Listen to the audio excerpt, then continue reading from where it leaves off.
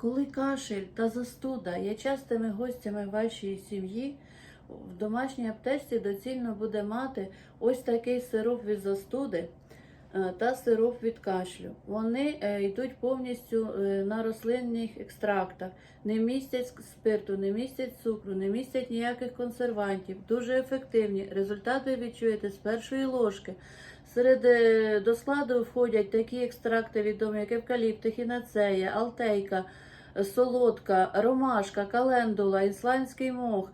Ну і це далеко не повний перелік. З повним переліком ви можете ознайомитися на нашому сайті Фітоцентр здоров'я і краса. Якщо вам такі засоби вже, як бальзам для носа, сироп для кашлю, давно не допомагають і замучили часті простудні, замовте у нас індивідуальну консультацію. Ми підберемо для вас оздоровчу програму, після якої ви забудете, що це таке.